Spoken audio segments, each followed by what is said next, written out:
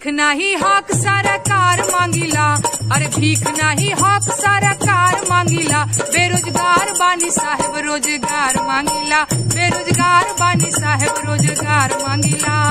भीख नाही हक सरकार मांगिला, अरे भीख नाही हक सरकार मांगिला। बेरोजगार बानी साहेब रोजगार मांगिला, बेरोजगार बानी साहेब रोजगार मांगिला।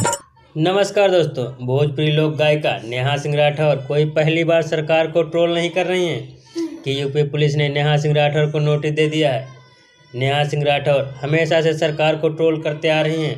कभी महंगाई गीत गाती हैं, कभी बेरोजगारी गीत, कभी भ्रष्टाचार, तरह तरह के गीत गाकर हमेशा से सरकार से लड़ती रही हैं। इस बार भी नेहा सिंह राठौर सरकार से इस देश में फैली बेरोजगारी का मुद्दा उठा रही हैं। आइए देखते हैं कि नेहा जी क्या कह रही हैं। कैसे कि 2 करोड़ नौकरी देवे के रहे वादा, अरे 2 करोड़ नौकरी देवे के रहे वादा। कहत रहला कि रोजगार मिली ज्यादा, कहत रहला कि रोजगार मिली ज्यादा। अरे नून तेल पैसा ना उधार मांगिला, नून तेल पैसा ना उधार मांगिला। बेरोजगार बानी साहेब रोजगार मांगिला, बेरोजगार बानी साहेब रोजगार मांगिला, बेरोजगार बानी साहेब रोजगार मांगिला।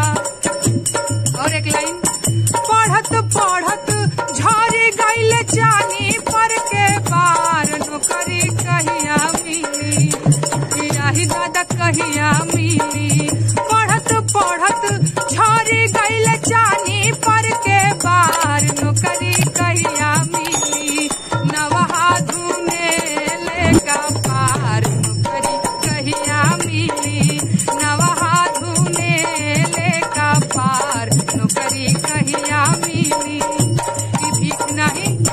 भीख नहीं हक सरकार मांगिला, भीख नहीं हक सरकार मांगिला। बेरोजगार बानी साहेब रोजगार मांगिला, बेरोजगार बानी साहेब रोजगार मांगिला। अरे देश के इकोनॉमी के बैठ गइल भट्ठा, देश के इकोनॉमी के बैठ गइल भट्ठा।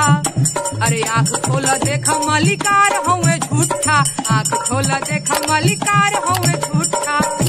अरे खेत बाड़ी जमीन ना बधार मांगिला, खेत बाड़ी जमीन ना बधार मांगिला। बेरोजगार बानी साहेब रोजगार मांगिला, बेरोजगार बानी साहेब रोजगार मांगिला, बेरोजगार बानी साहेब रोजगार मांगिला। दोस्तों, वीडियो पसंद आया हो तो वीडियो को लाइक करें और इसी प्रकार के वीडियो देखने के लिए हमारे चैनल को सब्सक्राइब करें।